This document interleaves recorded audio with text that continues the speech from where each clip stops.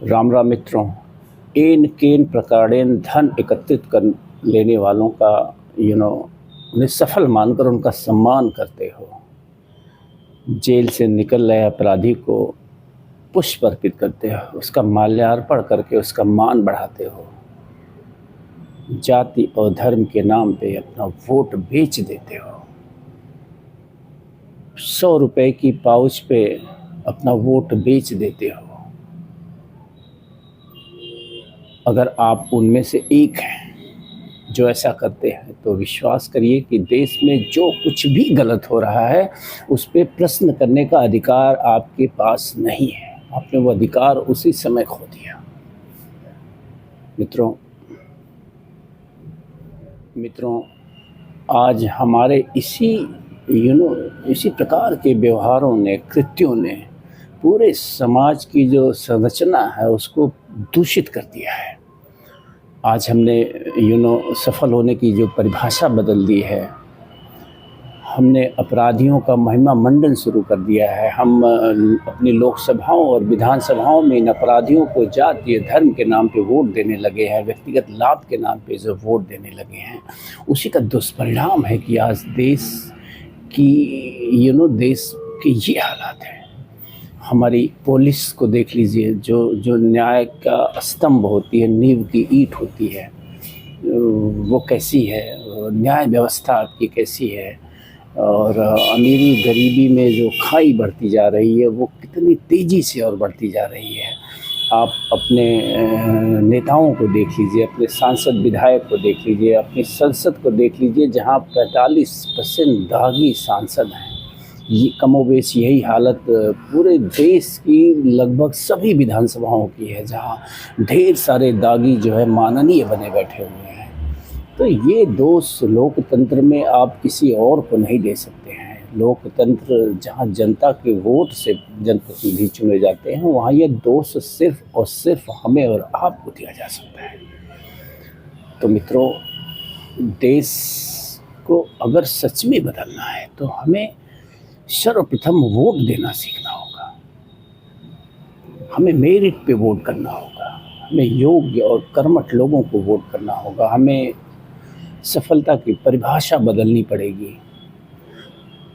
हमें उचित साधन से सफल होने वाले व्यक्तियों को ही सम्मानित करना पड़ेगा। हमें अपराधियों को वोट देने से बचना होगा। हमें अपराधियों के साथ खड़े होने से बचना होगा। हमें अपराधियों का महिमा मंडन करने से बचना होगा। हमें भ्रष्टाचार से धन अर्जित करके अमीर होने वाले लोगों का तिरस्कार करना होगा, उनका सामाजिक बहिष्कार करना होगा, उन्हें अपमानित करना होगा। तब जाके जिन लोगों के अंदर सद्गुण हैं उनके वो सद्गुण विकसित होंगे। आज युवाओं के आदर्श बन गए हैं ये अपराधी। ये इन केन प्रकारेण सत्ता हासिल करने वाले नेता, ये आप देखेंगे हमारे युवाओं के आदर्श आइडियल बन गए हैं, और वो युवा उन्हीं को फॉलो करके उन जैसा बनना चाहते हैं। ये स्थिति बड़ी अच्छी नहीं है। कुल मिला के ये समाज को लगातार गिराती जा रही है।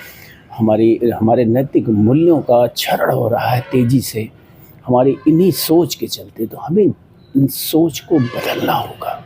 थोड़ा सा कठिन ज़रूर है ये, क्योंकि भ्रष्टाचार, बेईमानी, घूसखोरी, आपराधिक मनोवृत्ति को हमने नैतिकता प्रदान कर दी है। इन केन प्रकारेण धन अर्जित कर लेने वाले को हम सफल व्यक्ति मानने लगे हैं। ये बेहद ही दुर्भाग्यपूर्ण है समाज के लिए, देश के लिए। बेहद ही दुर्भाग्यपूर्ण है जिस समाज के लोग यह जानते हुए कि फला व्यक्ति जो है बेईमान है, भ्रष्टाचारी है, अपराधी है, फिर भी उसको व्यक्तिगत लाभ के नाम पे, जाति के नाम पे, धर्म के नाम पे हम उसका महिमा मंडन करते हैं। इससे बड़े शर्म का विषय एक मनुष्य के लिए, एक स्वस्थ मस्तिष्क के मनुष्य के लिए हो ही नहीं सकता है। मैं कहूँगा ऐसे जो लोग भी हैं वो मानसिक रूप से स्वस्थ नहीं हैं, रोगी हैं। अगर आप भी उनमें से एक हैं तो मैं कहूँगा कि आप भी मानसिक रोगी हैं, और जल्द से जल्द इस रोग से बाहर निकलिए। अगर आप अपने आप को एक योग्य नागरिक समझते हैं, एक ऐसा नागरिक समझते हैं अपने आप को, और आप अपने उत्तरदायित्व को, अपने कर्तव्यों का जरा सा भी अगर आप में बोध है, तो आप ये समझें कि अगर you are one among them, then you are रोगी। डिजीज़ है ये, एक प्रकार का रोग है ये, कि जाति और धर्म और व्यक्तिगत लाभ के नाम पे आप किसी ऐसे व्यक्ति का महिमा मंडन करें जो अपराधी है, जो गुंडा है, जो भ्रष्टाचारी है, जिसे जेल की सलाखों के पीछे होना चाहिए, लेकिन न्याय व्यवस्था के दुर्भाग्य के चलते वो समाज में हीरो बना हुआ है। आपके चलते वो समाज में हीरो बना हुआ है, और आपके बच्चे उसे आदर्श मान रहे हैं। आप उसे आदर्श मानेंगे तो आपकी आने वाली पीढ़ियां भी ऐसे लोगों को आदर्श मानेंगी, और देखते देखते आने वाले समय में हमारा पूरा समाज और उसकी संरचना जो है नष्ट हो जाएगी। इतनी बड़ी, इतनी विशाल हृदय सनातन सभ्यता और संस्कृति के वंशज हैं हम लोग। शर्म आनी चाहिए हमें कि हमारी ये परंपरा कहाँ विलुप्त हो गई और क्यों विलुप्त हो गई। हमें फिर से अपने आप को रिच करना होगा, मानसिक स्तर पे, नैतिक स्तर पे, आध्यात्मिक स्तर पे, तब जाके देश में सही मायने में बदलाव दिखेगा। अन्यथा ये सारे बदलाव एक आडंबर से अधिक कुछ नहीं रह जाएंगे, जैसा कि आज दिख रहा है।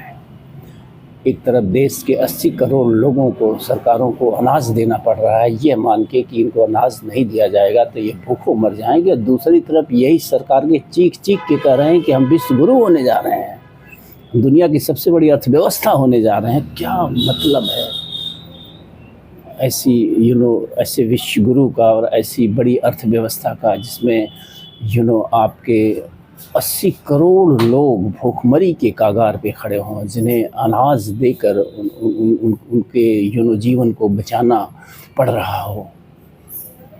तो ये दुखद है, ये शर्मनाक है। इसे जितना जल्दी हम समझ सकेंगे उतना जल्दी एक संभावना बची है। अभी मैं कहूँगा धीरे धीरे ये संभावनाएं भी छीड़ हो जाएंगी। जिस गति से ये चीज़ें बढ़ रही हैं, अगर उनको जल्द रोका नहीं गया तो पूरा सामाजिक ढांचा जो है, पूरी सामाजिक संरचना जो है भरभरा के गिर जाएगी। एक मुश्किल समाज और राष्ट्र बन के रह जाएगा हिंदुस्तान, भारत। मैं भी सोचूं, आप भी सोचिए। थैंक यू, फिर मिलते रहेंगे।